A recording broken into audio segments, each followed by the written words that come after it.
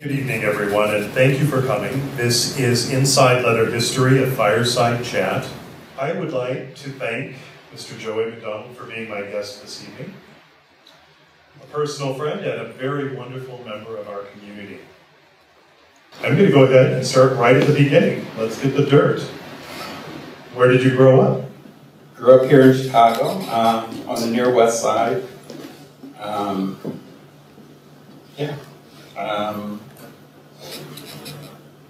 It's back in the 60s. My parents were both involved in the civil rights movement, and we were taught very early that we had to get back to the community. So it started my community work. Well, your Uncle David was gay, and he had a profound influence upon you. How so? Actually, I had 3 gay uncles. My mother, Jim's 3 brothers were all gay. Yeah, it definitely runs in the family. My Uncle David was the youngest of the 3, and he lived with us the longest. When he got out of the Navy, he moved to Chicago and lived with us until he met his partner, who was the person that actually showed me what a weatherman was. I didn't realize what I was looking at, but I knew I wanted it. This man showed up at the house. He was roughly about 6 foot tall, leather jacket, blonde hair, slick back, motorcycle jacket, boots, jeans, and I looked at my uncle and said, "I want one." He told me I had to get my own. But that was the first weatherman I saw. And my uncle kind of guided me. He and his partner owned a store, which is where the North End is, and they both lived around the corner from Man's Country, so I got to see Man's Country opening up. But when I was hanging out with my uncle at his store and hanging out at their place afterwards, they talked to me a lot about being gay. They let me know that there was nothing wrong with it. They also gave me lots of books to read. So I got my first vision of gay porn from going through, raiding their bookshelf, which is kind of fun. They would always send me home with books saying, "Don't let your father see these." So, yeah, it was all good. I remember you mentioning a leather jacket that had a particular interest. Yeah, I didn't quite understand what the interest was at the time. I just knew John had this jacket on, my uncle's partner, and I gravitated towards it. You know, I would sit in his lap and stroke the jacket, shiny, you know. I didn't realize how excited I was until many years later and realized what my Vikings were, but yeah, it was quite interesting for a young boy to have that early access, so to speak. At age 13, you were cruising your sister's boyfriends. Oh, tell us a bit about that. Okay, so my mom died when I was 13, and it's when I started using drugs and alcohol, and I also started exploring my sexuality. My sister, who's 4 years older than me, I was always watching her boyfriends, and when she would get rid of one, I would kind of figure out how I could sit in his lap. I would ask them if they would teach me how to kiss, which some of them could. Eventually I got fucked for the first time by one of them during one of my sister's best friend's wedding. The guy got a little bit tipsy, and I convinced him to come home with me, come across the street, and yeah, had my first experience that way. I wasn't smart enough to take him to my bedroom. I took him to the bathroom across from my father's bedroom, and when my father came stumbling into the house, that was the first thing he saw. And I did one of those, "Get off of me!" Yeah, and then I thought, I'm going to be dead in the morning when my father wakes up because he's going to realize what happened. But all he said was, be careful. So I thought that was a pretty good... my father, that was his way of letting me know it was okay, just to pay attention to what I was doing. And probably not go after my sister's boyfriend so much. Get one of my own. You were once a hairstylist. Oh dear.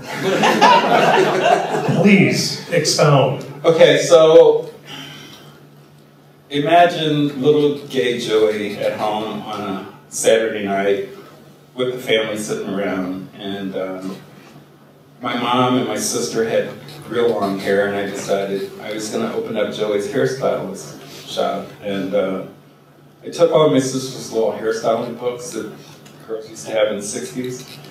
And I asked my mom, can I do your hair?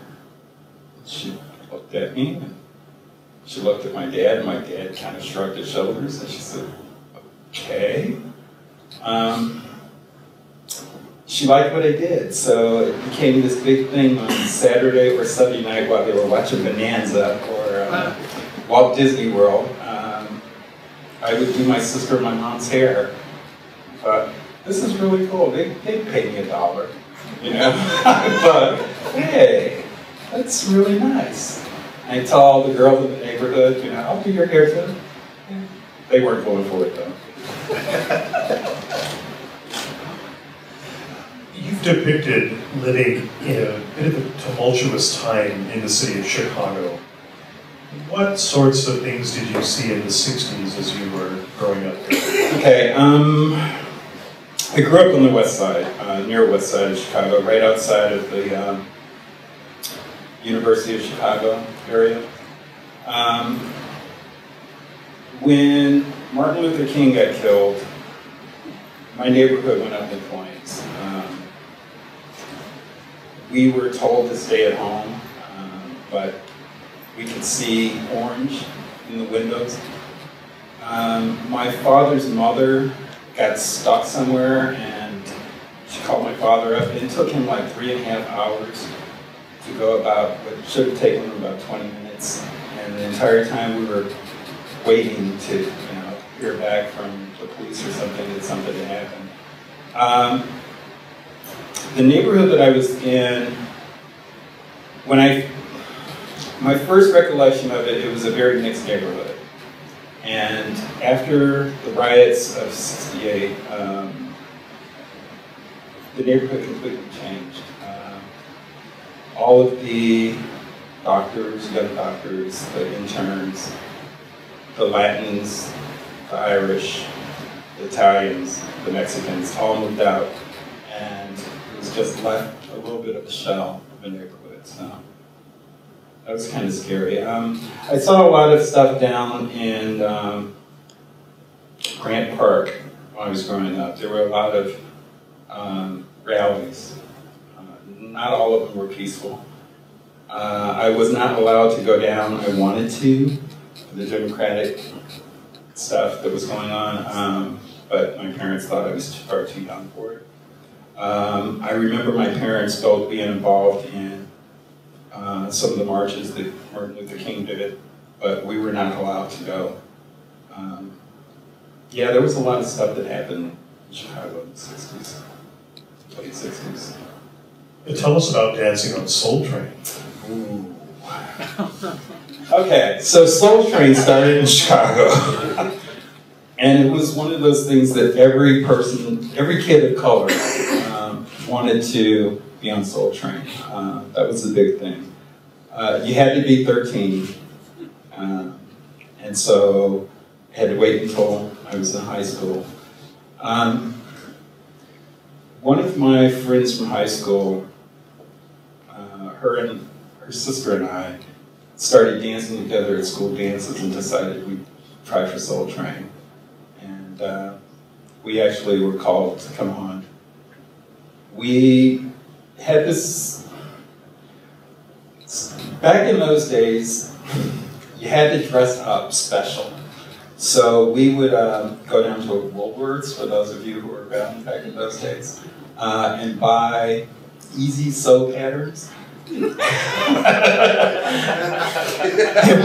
We would make these outfits. Purple jumpsuits,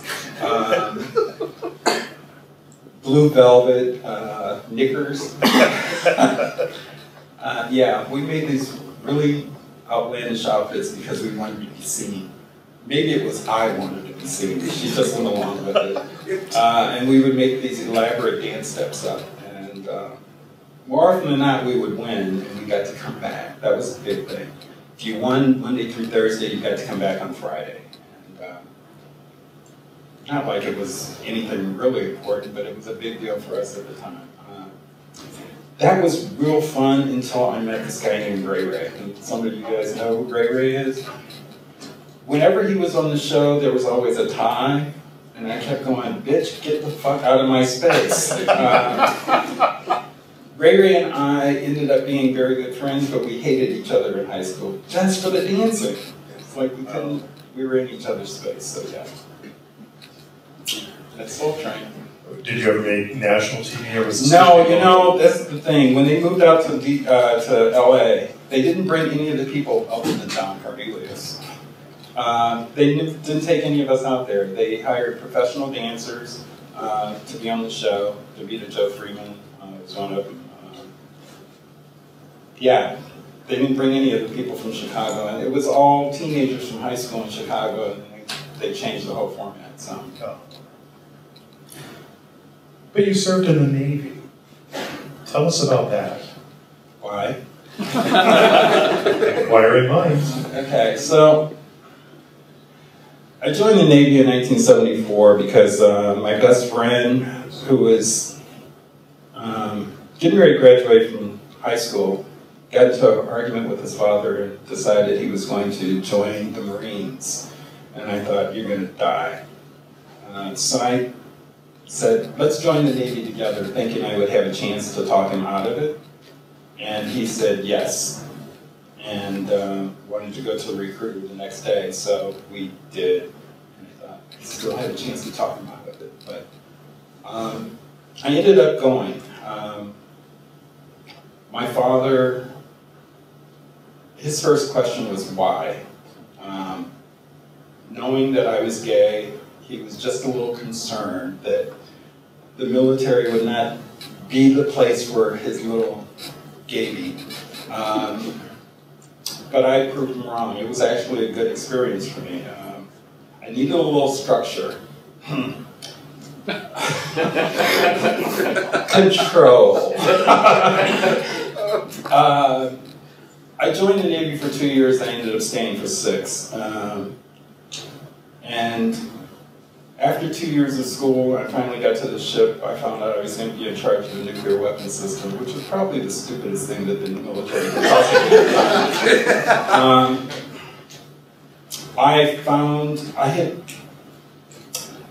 I had been doing lots of experimenting with hallucinogenics, so to speak, and having a 22-year-old on acid with a button for the nuclear weapon is not the smartest thing in the world. But I did it for 6 years. Yay! I got to go around the world by the time I was 24. I spent my 21st birthday at the French Riviera. Yes, a sailor does get one at every port, and I did my best. I was shagging somebody, as they say, on the Rock of Gibraltar and lost my step. Yeah, when I showed back up at the bar, my friends were like, what the fuck happened to you? I was like, I was out back. I slipped. Fell down the mountain. Yeah, there were a lot of stories like that. There was a lot of, where did he go? Where did he go? Are there any military people from any other country in the bar? Go find them. Go find them now. Yeah, lots of that. Thanks to the military, I was introduced officially to leather. Our ship went to Bremerhaven, Germany, and we were forced to wear our uniforms off the ship, which was actually a good thing for me because I wandered into this bar with some friends of mine, and I met a guy named Jens and his partner Thomas, and they invited me home with them. And my friends, we were all sweater queens at the time, and they didn't think it was such a great idea for me to come home with these guys, and I had 4 days off, and I thought, why not? So I did, and I got back to the ship, and I had bruises and raw skin marks and a smile. I had been opened up 6 ways from tomorrow, and yeah, I couldn't wait for it to happen again. And my friends were like, I can't believe you actually went home with them. So I had so much fun. What in particular did you experience for the first time with them? They had a St. Andrew's cross. I never thought that I would like being flogged or having things inserted so deeply. But it was an experience. I also did more poppers that night or that couple of days than I thought was possible. I found out what ethyl chloride was then too. Rags stuffed in my mouth. Yeah, amongst other things, it was stuffed in my mouth. Am I blushing yet? Yeah, it was the awakening of Miss Jean Brody. Yeah, it was a good time, and it made me want to do it more. I just didn't believe that you could have so much fun doing those kind of things, because those were all things that, as a sweater queen, I said, no, that's not for me. No. Tie me up, nope. Not going to happen. Blindfold, nope. Inserting, nope. Beating me, Cutting me, nope. Yep. And more, yep. What other scenes did you see at that time? You mentioned Germany. I didn't see a whole lot because I didn't know where to go, really, at the time. And as I said, my friends were sweater cleaning. But I knew that there was a bar in Chicago that my uncle and his partner went to. And my dad had died, and I came back to Chicago for the consecration of the gravesite, but it was over Mother's Day weekend, 1979, and I called my uncle and his partner up in Milwaukee, because they lived in Milwaukee at the time, and they said, where's that bar that you guys go to? I know it's downtown, but they were like, you can't go there. Let me tell you about some of the things that I did. My uncle didn't want to hear it, but his partner John got on the phone and said, the bar is called the Go Coast, and told me what the address was, and he says, just be careful, don't go home with strangers. Well, I went to the bar, and it just happened to be the first night of the first IML. And again, I'm in my sailor suit because I didn't have leather. And I asked if I could help, and they can't get rid of me now. John, that's for you. You can't get rid of me. Yeah, so I volunteered at the very first IML, and I've been coming back ever since. Well, tell us a little bit about that first IML. What did you experience? I experienced community for the first time in the leather field. I didn't know any leather folk, other than the couple that I'd gone home with, and my uncle's partner, which he wasn't doing anything with me. But I met the bartenders at the bar. I met some of the contestants. I met people from all over the place. Well, there was 300-something people, so it wasn't from everywhere, but they were all friendly, and they were all willing to talk to me about the things I was interested in. It's like, how do you get involved in the clubs? You know, I had no idea that there were actually clubs out there until asking what the patches meant. People were very willing to show me the way. Show me and talk to me about anything that I was willing to ask them, you know, that I was curious about. I wanted to know about fisting clubs. Don't you say that. I wanted to know, you know, how did I find somebody who can flog me? Because that was something that was very interesting to me. I wanted to know about bondage. And I did get tied up. But it was being able to talk to people who actually understood what my interests were, and I could get knowledge from them. So that was a very interesting time for me. How have you seen IML evolve since 1979? It's done this whole circuit of being about the community to being about sex and drama and drugs and partying to being about the community. I guess everything has a ebb and flow to it, but IML started out, you know, it was about the contest, you know, and then over a period of years it became about the party. And yes, the contest was still important, but people were coming, the circuit boys got involved. And it became about, are you going to, IML was considered like one of the circuit parties for a lot of people, which kind of pissed off the old guard. I hate using that term. But a lot of the people from old guard were pissed off. And they stopped coming for a while. But as I said, there's been an ebb and flow. And it's gone back to a place where more older people are coming back and the younger people, so there's a nice mix. Is there anything about IML that you miss from the old days? People. So many people that I met that just aren't here anymore. Good people. People who influenced a lot of people, who did a lot of things for the community.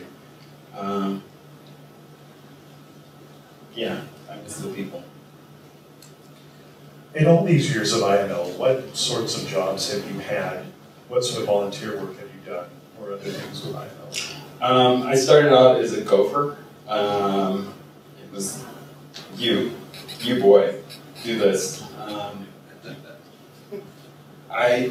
The first year after I got back out of the Navy, 1980, I worked with a photographer.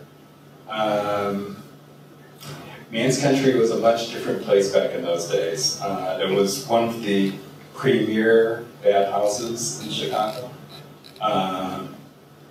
And they actually used to clear out the whirlpool area, the steam room area, and they had a rooftop deck. And I used to walk around with the contestants and help the photographer try to figure out poses for them and the best place. Not like I would know who would look good in a steam room or anything, but that's the kind of things I was responsible for. And back in those days, you know, we'd take, you know, I don't know how many rolls of film, and I would have to leave Man's Country and go down to this place called Helix, on Dearborn. Yeah. and get the film done into slides, and then go back up to Man's Country, and we would sit with thousands of slides trying to figure out what we were doing for the, back in those days we did slideshows during the contest, and we had to figure out how many pictures that we had of each person so that no one felt like they were being slided, and put them all together. Yeah, that was a lot of running around. I did that for a couple of years. And then I got moved over to the IML office and working there for a while, just doing general paperwork, you know. Then I helped out as volunteer coordinator for a couple of years. And then I took over that spot and did that for 7 years. And then I got the job as Din Daddy, and that's what I do now. Let's explore that a little bit. How did that come to you, and what does it mean to you? Okay, Walter Klingler, I can never say his last name. Say it, Bill. You got it right. Okay. All right. So he retired, and we were going to, the executive committee was trying to figure out who was going to take his place, and Bill was asking everyone, and I put somebody else's name in. And Bill calls me back up and says, got the job, and I was like, all right. I didn't think I could handle it. It just was a lot of responsibility to work with contestants. But since they believed in me, I thought I'll give it a shot. So my job now is to work with contestants and make sure that they feel comfortable when they're competing. I answer questions, I give them direction, I make sure that they, with the help of the crew, make sure that they are where they need to be when they need to be there in the best proper way. Try not to leave anybody behind. That's very important. And just kind of try to be a voice of calm and reason, because I can't imagine what it feels like to be in the position as a contestant. I've been with IML for a long time, forever, but I've never been a contestant at IML. And I know my personality, I'd snap. Somebody would get hurt and would do me. Because I don't have that much patience when I'm dealing with myself, but with other people, I seem to be able to do that. So it's a very important job, and I'm glad that I have it.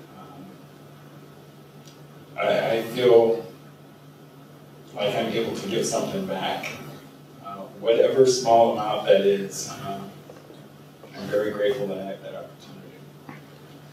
What challenges does that afford you? Not being crazy.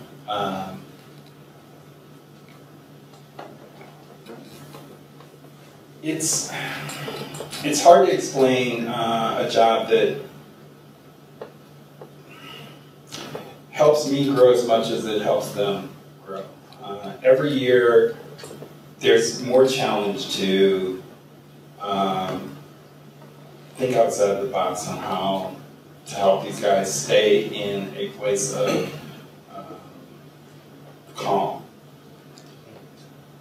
And I have to drop whatever's going on in my personal life and be able to focus on the 52, 53, 56, however many guys there are, and allow what's important to them to be the more important thing for me at the time. That takes a lot of juggling in my brain, because I have no control issues.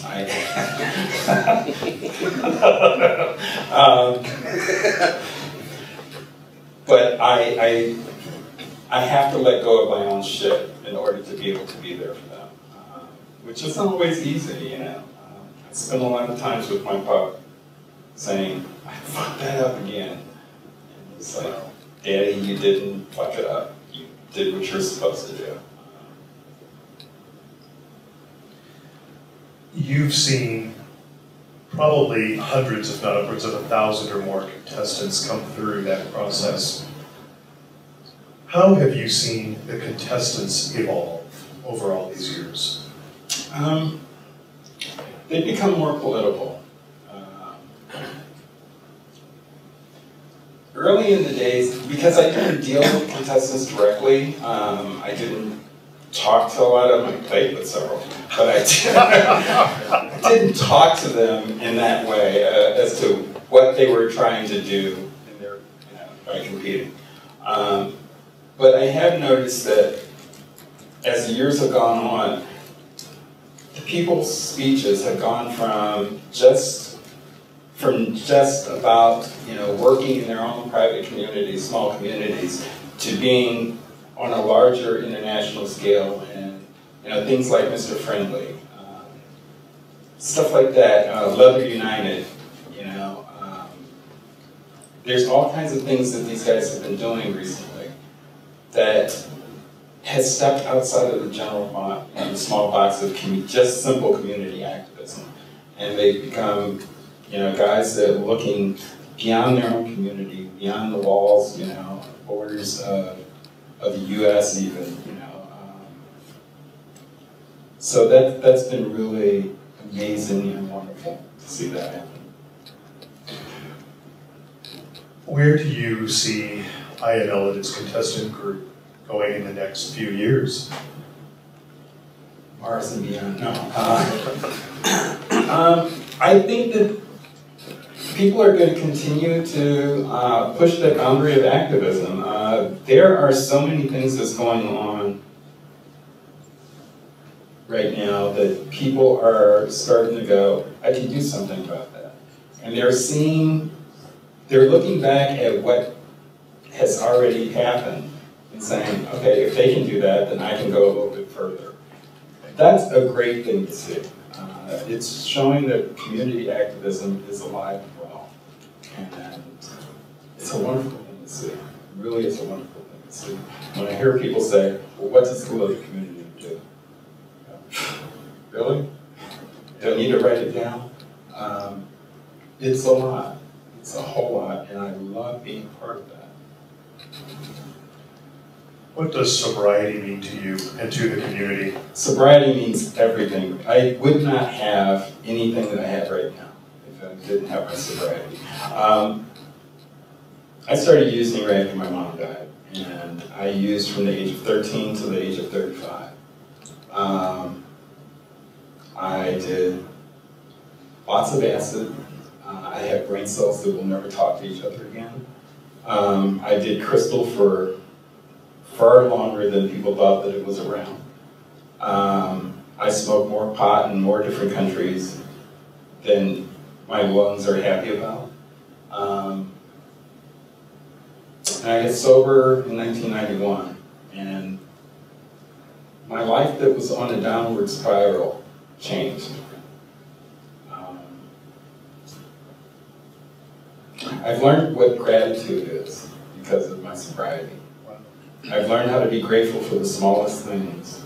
I've learned how to be grateful for the comfort of my friends, for my family, for any and every job that I've ever had.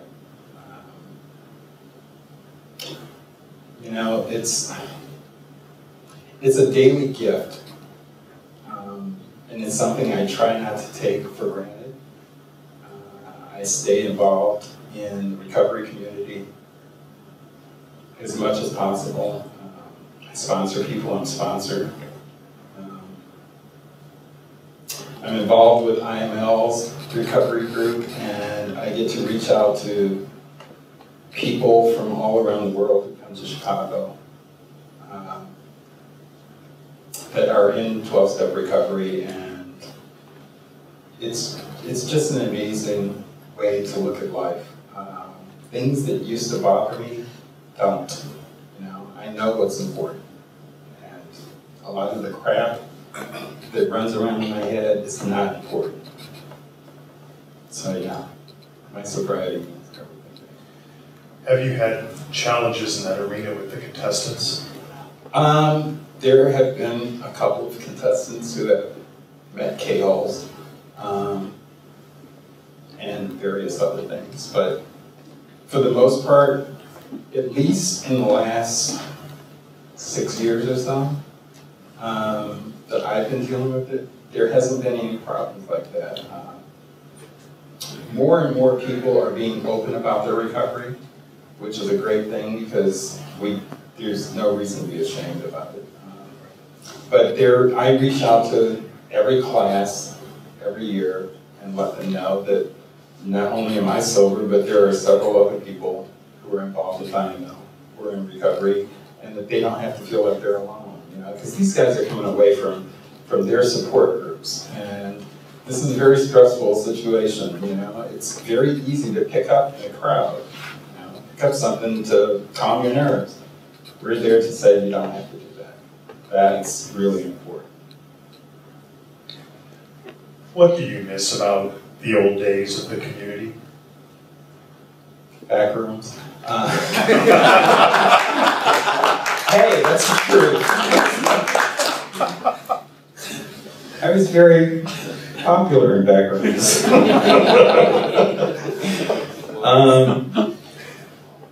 Yeah. I really don't know how to answer that question. That's fair. What's the biggest misconception about you?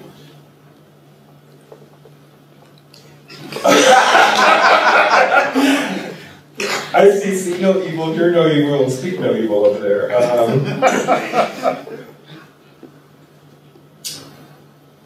You know what? You'd have to ask somebody else about that. Because I think I'm pretty much an open book. I brought you something from Paris, and I'd like that to be the conclusion of our chat because it will open up a whole new vein for you here. So, if I may get into my bag for a second.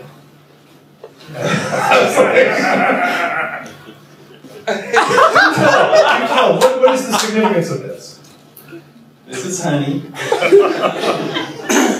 Okay, so there's a story.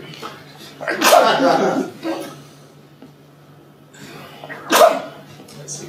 Several years ago, during IML, I ordered room service one night, and the puppy and I ate, and we went to sleep, and we woke up the next morning, and he was frisky, and I was frisky, and I reached over onto the nightstand, and I grabbed what I thought was lube, and I started putting it there, and I went, wait a minute. The consistency is wrong. Oh, that's honey. So I decided I needed to eat it.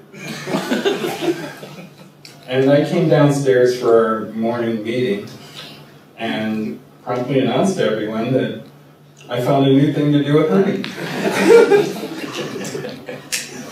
As I was wont to do in those days. The guy who was doing security at the time started collecting all the little jars of honey off of the tables, the several tables, and moved them over in front of me. Someone also got in touch with the hotel and told them, and so when I got back up to my room, there was a little box of honey. So I decided, since I started, I opened up that door, I may as well stay in.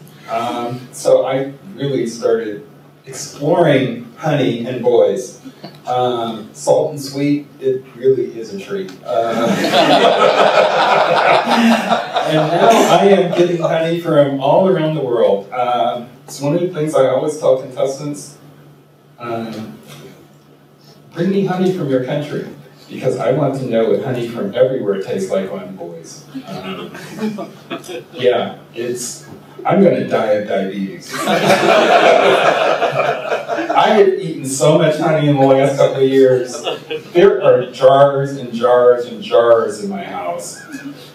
I travel, anytime I go to anywhere, actually. It doesn't matter if I go to a leather event or not. Honey is always in my bag, and I always get more when I'm there because, you know, you never can tell. Might have a different flavor. But yeah, it's, I should change my name to Yogi. Or maybe Boo Boo. Is there a geographical honey that you prefer? No, but there is cherry blossom honey cream cherry blossom. Yeah, I'm getting all tongue-tied thinking about it. Somebody actually sent me some from Japan, ordered me some from Japan, and that was the first time I had creamed cherry blossom honey. And the boy didn't want to go there, and I tied him up. I actually slathered his whole body with honey and spent hours licking it off of him. He's quite hairy and he didn't like it. So that's for what he wants. Yeah, Me and honey, you got me thinking now. I've never had honey from France. Well, now you do. Goddamn Eric. Thank you. Anyone? Volunteers? Well, that concludes our formal interview for this evening. And Joey, I would like to thank you very much for being part of history and part of our chat.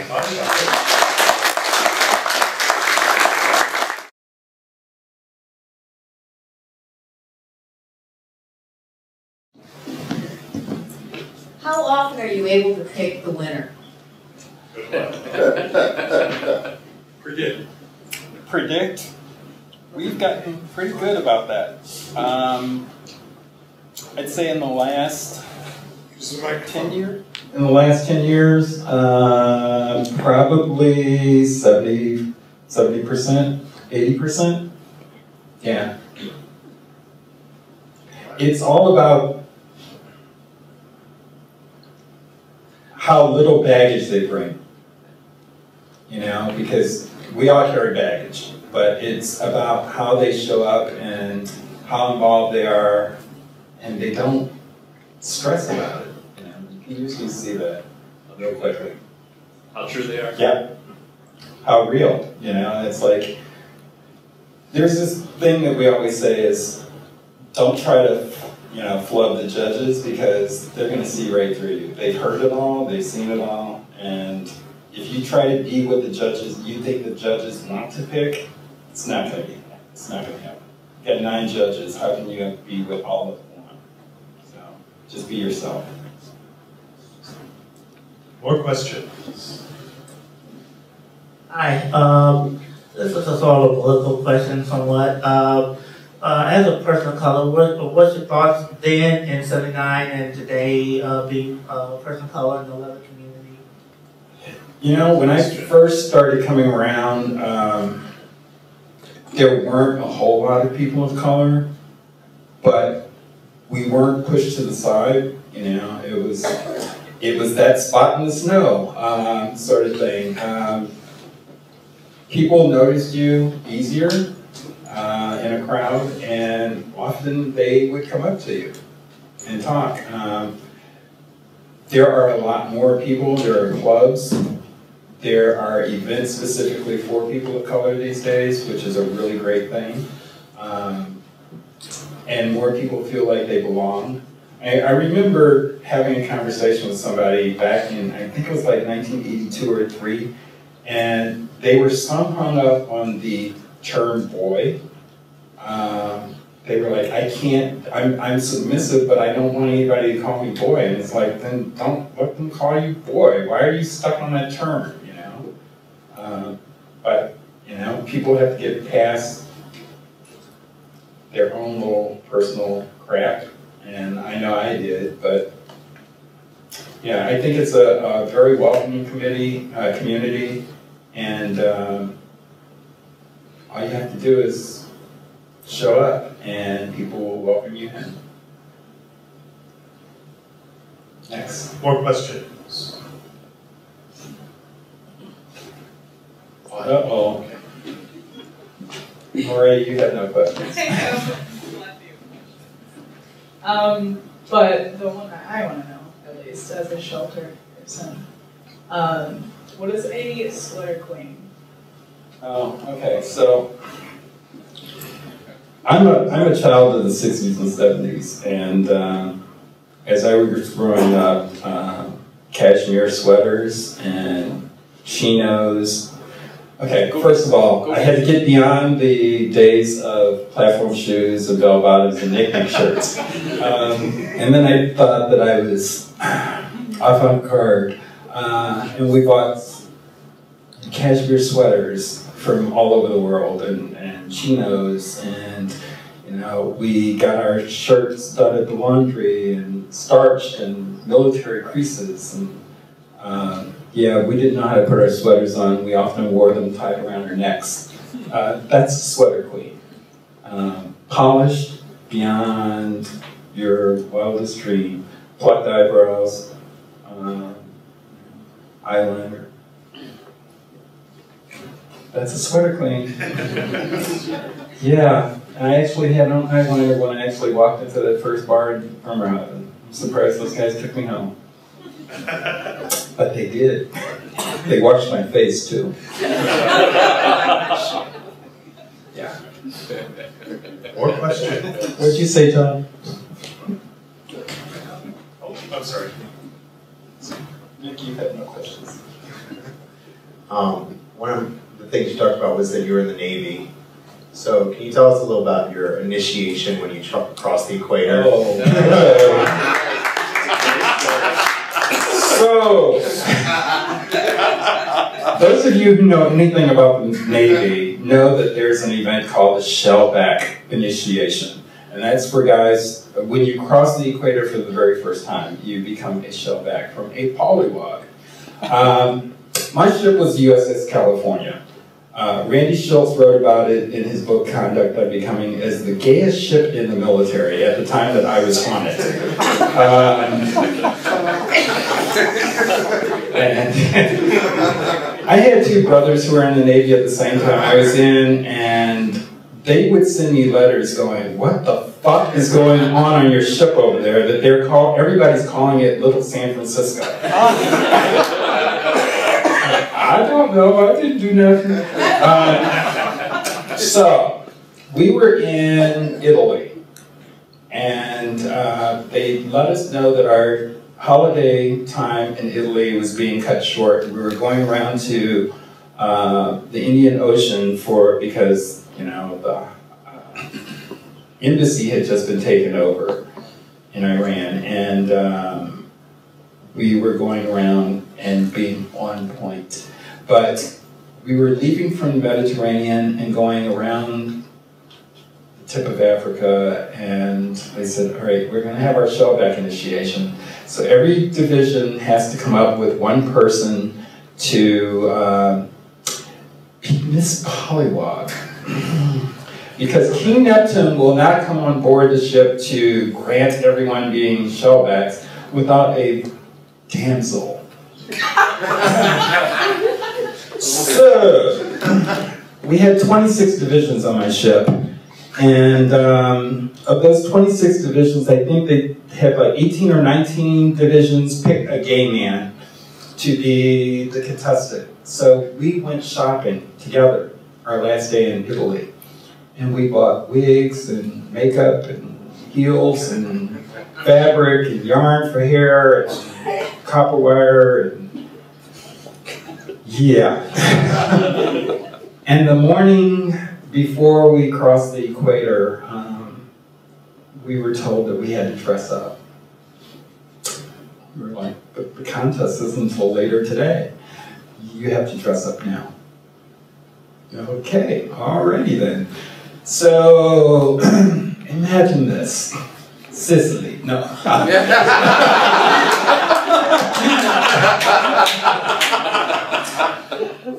A group of us got together and decided we were going to do each other's makeup and fix each other's hair and help each other get dressed. And a very dear friend of mine was the captain steward, and he decided that he wanted to be involved, even though he wasn't picked. And he baked me tits. So I had bread tits.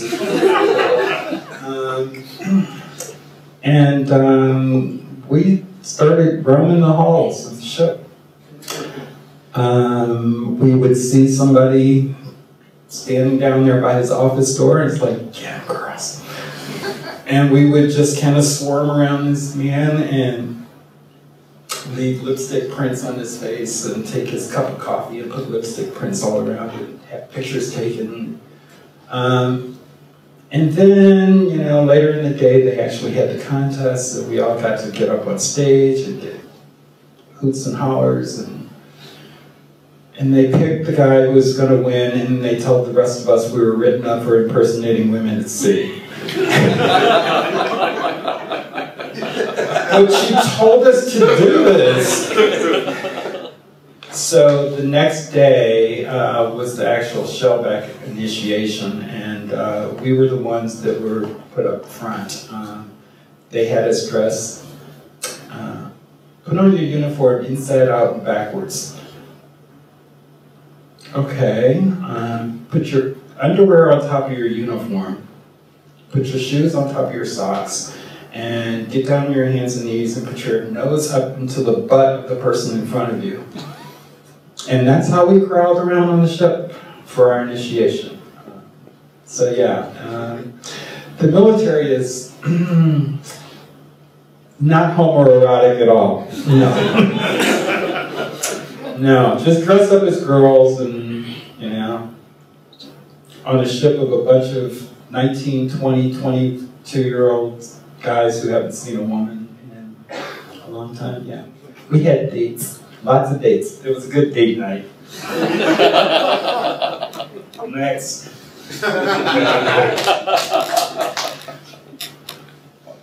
Hello. So you've known many people in this room for a very long time, and there is someone in the room that I would like you to tell us a little bit about, and about your history with that person. You want to guess who? Yeah. He's behind him. Chuck's behind him. Oh, dear Lord. So tell us. Hey, Daddy. So How you doing up there, Daddy? tell us a little bit about some of your more interesting experiences throughout the years with Mr. Renzel. Came into the Gold Coast. Yes.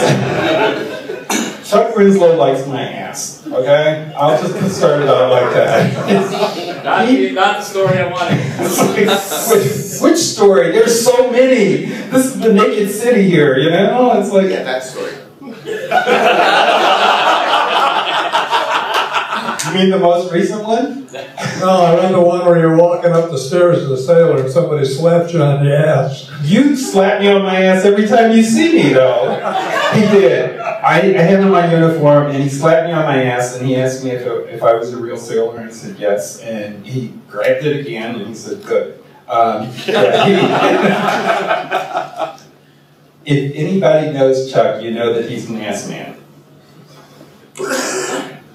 Which story in particular? About how long have you known him? Why? I've known him since 1979. Do you know how many stories are in there?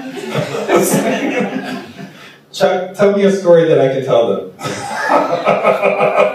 How about sweeping up the So, That's one. for many of you don't know that at one time I was an employee of Chuck's at Man's Country. And I used to do maintenance there. Okay, so this is months after I had spent a couple of hours in the steam room. Don't do acid and clean the steam room. Well, this is another acid story. Because I had been partying and my friends told me, you have to go to work. And I was like, oh, fuck. I had to go upstairs to the music hall. And the music hall had these big, huge pillows that had little bitty dots of foam in them. And people did all kinds of things on those pillows, and the little dots of foam would come out and they would be on the carpet. Had to vacuum them up. But you're supposed to turn out the light going on to the mirror ball first. And I didn't. So I was in the corner for a couple of hours, vacuuming the same spot, going, God damn dots! Fucking goddamn things! Why won't it get in the goddamn vacuum cleaner? And you know, mirror balls, the light moves, so I'm thinking that it's the vacuum cleaner that's making the move, and they're not coming in there, and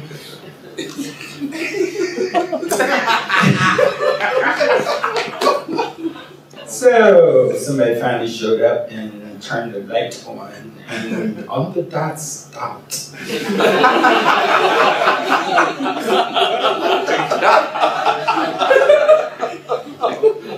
Didn't quite realize what exactly had happened at first. It was like, fuck. They stopped. And then I hear, You're supposed to turn the mirror ball off.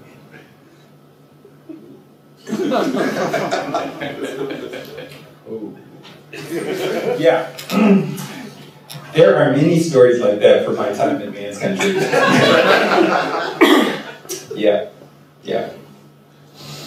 But we'll suffice with that. We've got time for one more question. Anybody? Do I see one over there? Yeah. Without names or years or anything, what was your highest ranked encounter at Indonesia? It was a lieutenant. He was actually on my ship. It was a bet between a friend of mine and I on whether I should actually get him or not. I knew the bar that he went to, and I knew just how drunk he got. So, it's amazing how you can work people when you know what they're doing. And I could offer him something that his wife couldn't, because I have a longer neck.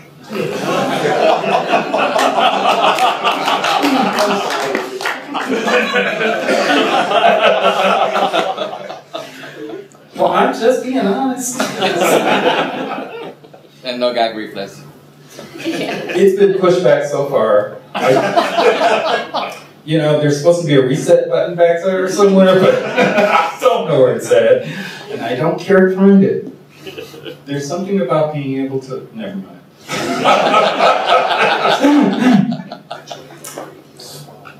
Yeah. Foot long? Okay, I'm just going to leave it at that. I would like to thank everyone for coming, and a special thanks to the Central Hall.